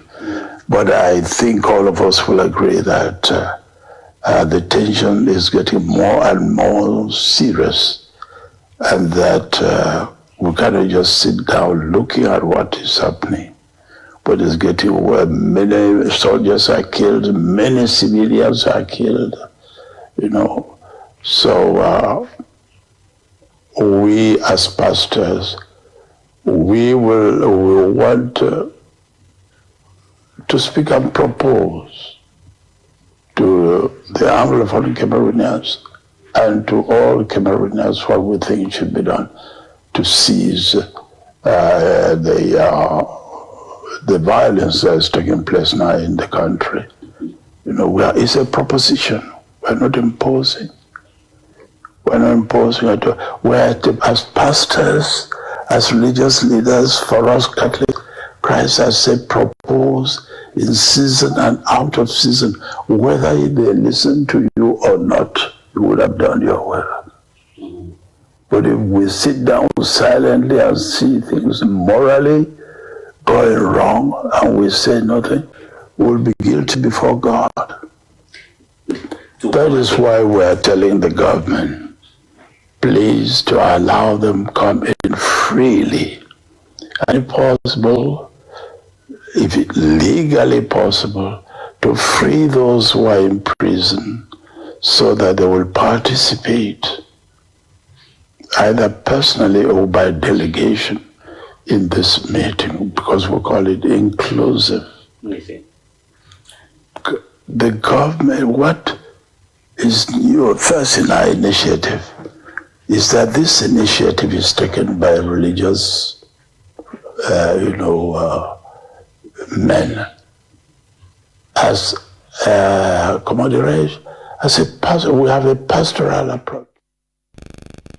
Okay, that was Christian Cardinal Tumi talking there to Eli Smith on the ongoing crisis, why the church are calling to him to step up the game, to intervene and see how to push for peace to return. Now, how best can we honor someone like this? He's living. Do we just cry? And how do we immortalize his presence on this? We can't honor Christian Cardinal Tumi enough. Okay. The greatest honor will be given unto him by God himself. Okay. But as human, we still have to give him what he is due. He is due honor. I've received a lot of calls already from my subjects here in Douala. Everybody proposing what he thinks we should do. I only regret that we have the COVID pandemic around and it is preventing us from rallying, coming together and doing the best we could do. Were it not so, you would have by now failed the test of man's way of telling the Cardinal farewell. We need to mourn him. And I'm sure that even back at home, there will be a special mourning ceremony for him. That will be declared, probably coordinated from the palace. We in Douala are planning to mourn him in a very distinguished style. And it is going to take place all over Cameroon. When Soda makes an official statement on what should be done, you realize that in every town, something will be done. But we are going to be working very closely with the church and monitoring what the church is saying and what the church is planning. And then we follow, because we still have to make sure that we toe the line in an orderly manner the way he used to do it. But be assured, if I sit here today and I tell the entire community that we should appear at the cathedral tomorrow to mourn the Cardinal, there will be no space there. We only regret that the COVID has come to be disturbing. But the greatest honor we can give to him is for us to live what he struggled to preach. If tomorrow my daughters grow up and one of them is able to look at me in the face and always tell the truth, face the community with the truth. I have one mentor I always respect so much, Barrister Ntumfo Nekohale. He always tells me, Mr. President, tell the truth, yet be humble. The highest honor we can give to Christian Cardinal Tumi is to live what he fought, what he struggled to establish. He fought his fight. He has reached his level.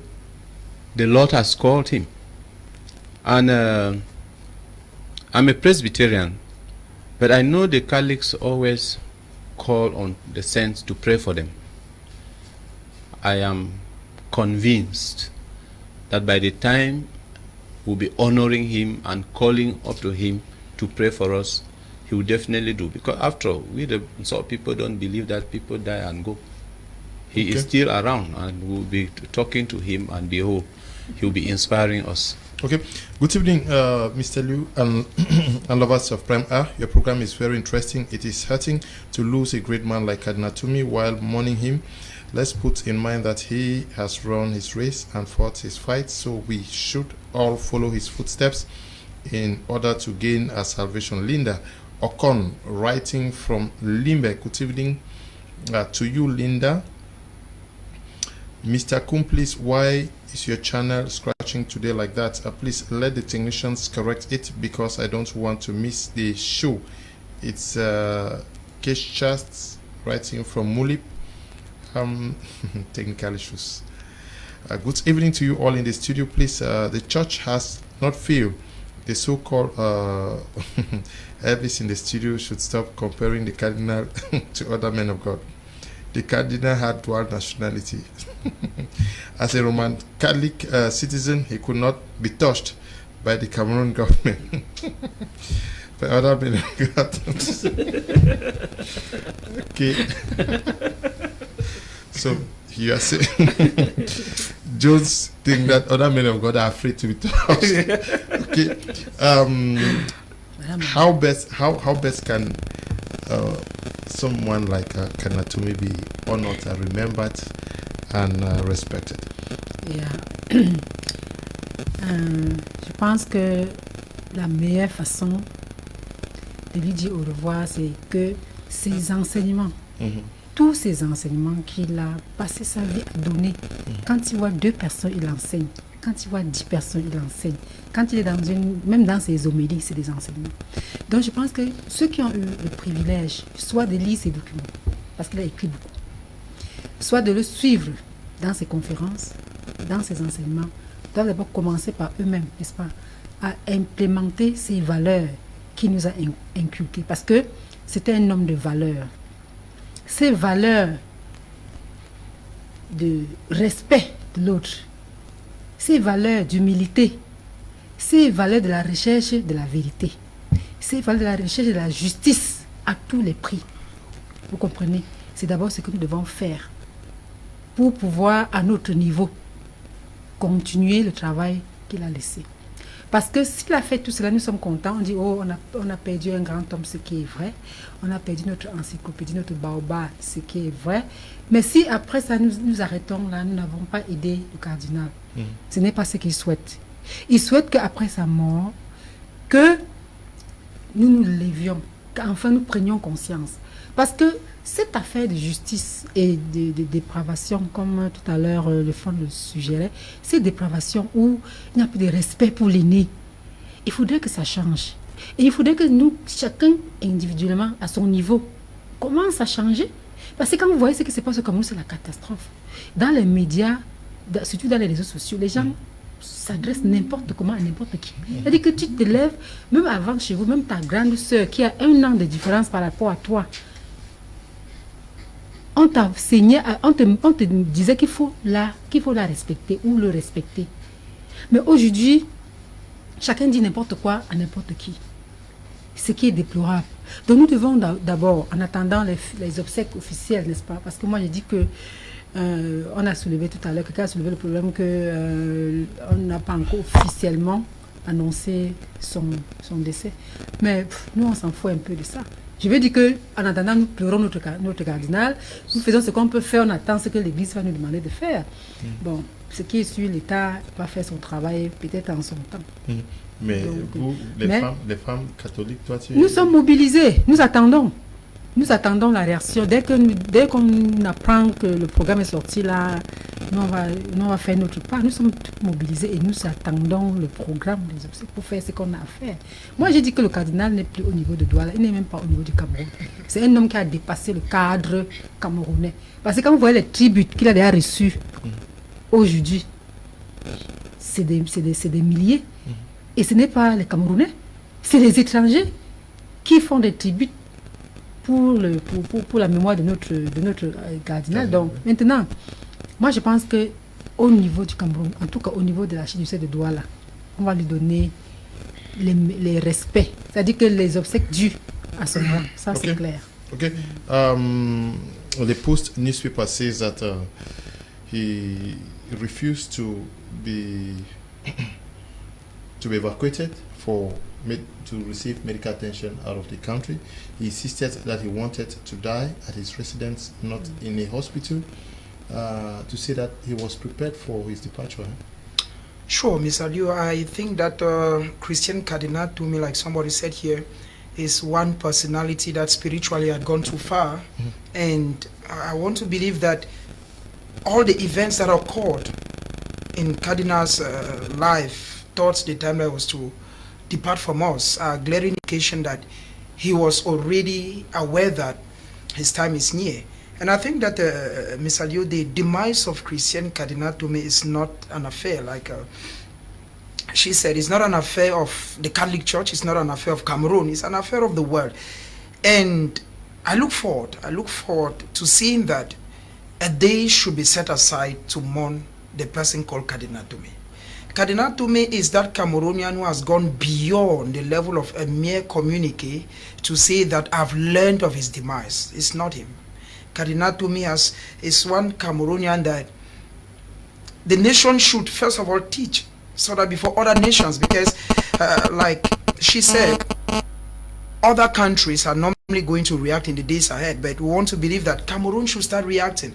It will cost Cameroon nothing to say, okay, tomorrow I declare. Thousands of tributes are already pouring in from out of Cameroon. But that's what I'm saying. I'm saying that, Mr. Leo, that we should teach from example, because it will be a shame that maybe in the days ahead another country does something, because the impression at times we have here is that we are forced to react when others have reacted. Cardinal Tumi did not die today for the president to come up with a communique announcing that he has learned of his demise. And I feel that these are not things. And some people want to tell you backstage is because it was a public holiday. Do you need a working day to acknowledge the demise of somebody of Cardinal Tumi's magnitude? These are things that are not good. I believe that a national day of mourning, that's my own opinion, Mr. Liu. The way that Cardinal Tumi can be the highest tribute we can give Cardinal Tumi in Cameroon should be a day that our flags should be down, and let us say we have lost somebody. Just like Mr. Dennis Kenglemo said, if you've read the general prologue of Geoffrey Chaucer, Cardinal Tumi is the exact replica of the poor person who did not only preach, he went down to the people. He did not only say give offering. No, he was that kind of a person, do this, and everything he said. Because he kept, if you listen to him, Mr. Alo, he talked about tolerance.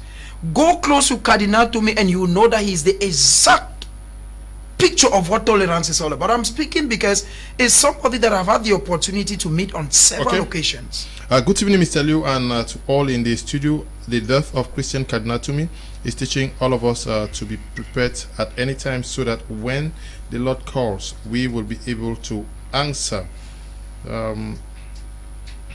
Good evening, my brothers. What can I do not to many has done Indian nation, Cameroon in the world during Tracy? I don't know. During Tracy, it's not easy for us to allow chits fly while going to. Oops, the message, the language is not clear. The Cardinal's death has really showed how clean he was, and he truly was a man of God. It's Binui writing from Mulip. Thank God you now have the volume. Good evening. It's painful to lose a man like him. He was an amazing somebody. I am Sinai Atemken writing from Kumba. Good evening, Mr. Leo. Special greetings to Prince. It is very unfortunate that Cardinal died without his voice being heard. Kenny Terrence writing from Bomenda. I spoke already. I don't know whether I wanted him to speak the day he was there. Good evening, Mr. Kum and others in the panel. Let us rest assured the Cardinal will join the saints to pray for Cameroon. From Michael Akbo Ndip writing from Kumba. Good evening, Mr. Leo and all the panelists. I am enjoying the program so much. May the soul of the Cardinal rest in perfect peace. If we can jointly pray for Cameroon, a miracle will happen. I am watching all the way from Mokolo in the far north region. Mnkong Wilson Bange writing.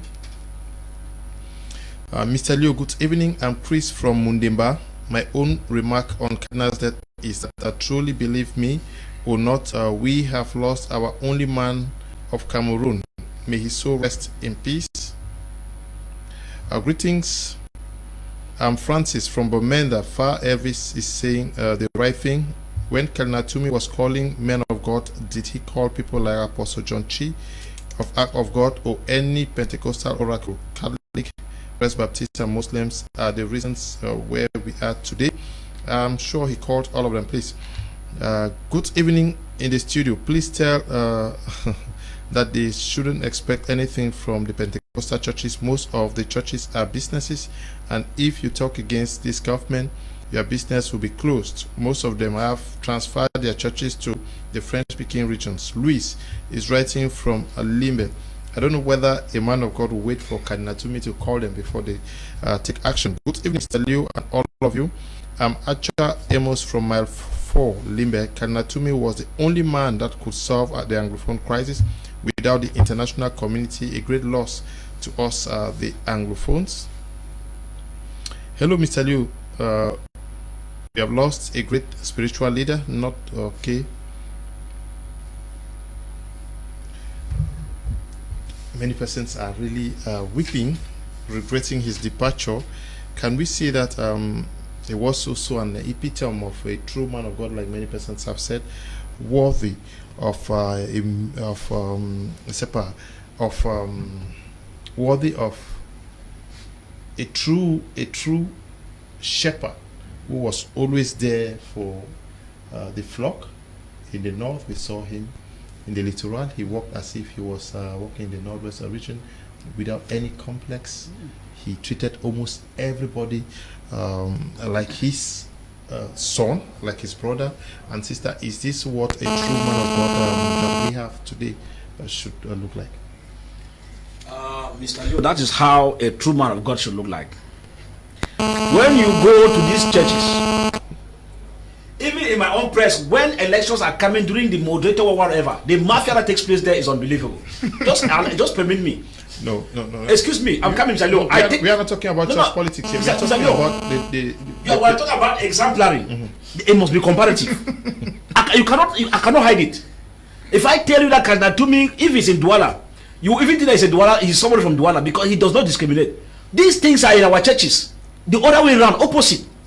Whether Pentecostal, whether which one, you see the entire mafia in the whole system. This man comes from Northwest, this man comes from Southwest, this one is from Bayang, they know what I'm talking about, they know. So in the real terms, Mr. Leo, if we call a spade, Cardinal Tumi, if he's in the far north, you see him as someone from far north. If he's from Douala, you see him as someone from Douala. Jesus Christ did not move with those kind of instinct that we find in churches nowadays. Then you get this kind of tribalism, this person comes from this area, favoritism. You would bear with me that if you are not very close to know that he's from Scotland, the way he talks to you, you will not even know that he gives the same favor to other people. That is, he becomes very balanced. But if you look at the other churches, I am not hiding it, because I have witnessed the way they go in with their elections. I have witnessed the way they go in with. If you don't agree, you are posted to Ngelmanduka. You are sent to the bush, to the far off from the areas where you are supposed to work. But in this carnation, this kind of issues don't work with Cardinal Tumi. They don't work. Because for him, he sees everybody as a child of God who is supposed to be treated fairly. So, Mr. Leo, these issues, I'm very sorry, it's a bitter truth. When I speak, the people are angry with me that I'm bringing out the evils of the church. It is evil that needs to be denounced. Let us follow the footsteps of Cardinal Tumi. We will discover that if I am pastor of a apostolic, pastor of full gospel, and I'm sent somewhere, I will not be favoring my tribesmen. I will not be favoring those who support my ideology because of this. I will be favoring everybody because all of us will be working for the well-being of the vineyard of God. It is so sad, Mr. Leo. If I unveil church mafia here, the history will continue till tomorrow. It is so sad. But Cardinal Tumi, I want to believe, has given us, has bridged that gap now. Do you also think that a young man of God should get inspiration from the way he lives his life here? Obviously, Mr. Leo. If you look at his room where he sleeps, this is somebody who could sleep on a golden bed. If Cardinal Tumi just picks up his phone, just by fundraising, I said they will buy a golden bed for him and everything. I've seen 2 videos with interviews where he allowed people to move to his bedroom. That's why you see even from the last where where his mortal remains was displayed, which was unethical. People were asking, what kind of local hospital is that? You got the point. But later on, people came to realize that the man himself, in his own bedroom, was one of the most easiest, how do you call it, the most common. So, but go to this man of God, Mr. Leo. I am talking right now. I don't want to call their names. Go see the cars they ride in. See the way they live in affluence. at the detriment of the Christians. Instead of 419 of the first order, why are we staying here? This is somebody that his group was very easy. No blank bed, no matter wooden bed, vanished.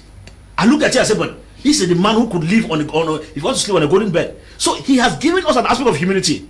Young men of God and old men of God combined. Follow his footsteps. As you want to buy coat, wear coat for 200,000, shoes for 300,000 francs. When there are Christians in your churches that are yearning to survive, this is witchcraft in broad light, Mr. Leo. Okay, you're a little bit too hard on men of God out there. We have to, unfortunately. Okay. Just like Cardinal said it. Speak the truth. Cardinal Tumi, I'm following him. It is the truth I am speaking, and the church knows that it is the truth. Even if they are angry, I have spoken my mind. God knows I have spoken the truth. Okay, Fcfa, you've spoken the truth in the footsteps of Christian Cardinal Tumi, who said he will speak the truth. And he spoke the truth till the last day. We want to say we are grateful to you, Fcfa, for coming to the program this evening. Well, thank you, Mr. Leo. You see, I'm on Cardinal Tumi, I'm on Ngum Mabel in Bengui. So you see, the morning has been these days.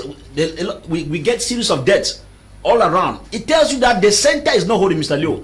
God needs to be in the land. If not, all is not well in the land. So we send our condolences to the bereaved family, and to all those who have lost their lives unceremoniously. Okay. God bless us all. Thank you to you too for coming, Prince. It's always a privilege being there, Mr. Liu. I think that if I had the opportunity to meet Cardinal again, or if I have something that I want to retain of him, is the fact that he always preached tolerance. He's a father. He's left a lot. Just like our sister said, I think what we should be doing now, we should get a collection of some of his videos, listen again, and struggle to borrow from his rich life that he lived. It's true, like Far said, a majority of our men of God, if we're a man of God today, then I want to live the life of Christian Cardinal Tumi. That aside, Mr. Liu, I want to wish a special good evening to the Honorable Member of Parliament for Miseje Ako constituency, Abe Michael, and to my friend, Kwajiko T, who is watching us in Mutengene. Okay, also thank you for coming, Madame Mambo Becky, the Douala Diocesan Catholic Women Association President. Thank you, Mr. Liu. I'm happy to be here this evening. I was opportune to share, and then I give my own opinion, because since Saturday, I'm telling you, I'm not fine. But I think that this program helped me to accept what's happening. I'm really praying that sometime when you are alive, you might not succeed in doing some things, but when you pass on, people will have to emulate what you were teaching them. Maybe they were stubborn children, maybe they were Papa is just like that, but when you are not more there, it is at that moment that they find that what you were teaching was something people have to really hand on. And I'm very sure that I'm praying so that all the legacy we had from Pa Christian Tumi, that now everybody should take it as his own personal challenge, okay, to make that it is something we can be emulate. Okay, thank you to Shi Tadze Adamu B. Zela, President of Bon Nafti Douala and the Vice President of the Nso Cultural and Development Association. Thank you, Mr. Leo, for inviting me and for honoring our departed Cardinal with this program. It is a great honor.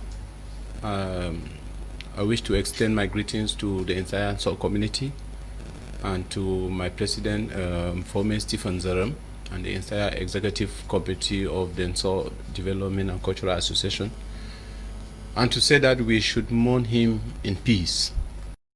We should not only mourn for him, but we should equally pray for our land. We should pray for the Nso Fondom. There is hope that in the days ahead things will be fine. Okay. And to our departed Cardinal, I can only say farewell. And that when he meets Professor Fonlon, he should tell him that what he saw en route, we are witnessing it. He should tell Daniel Lantum, that peace hasn't yet returned. He should tell Pa Peter Saka, who built the College of General Education, that the school gates are closed. Children are not going to school. He should tell Pa Kilo, who built St. Sylvester, that the gates of the school are closed. He should tell our ancestors that things are not moving, and they should pray for us. Thank you very much for honoring us, and may God bless us. Okay, we want to thank you, Eli, for producing this program alongside Desmond, and to you, Bertrand and Noel, at the broadcasting, and also moral support from you, Tamai Jarvis. Thank you to Lasha Kingsley, who has worked to also help produce this program today. We also want to say thank you to you, Tabi Bryant, who is supervising the work we do out here. Stay blessed. Bye-bye.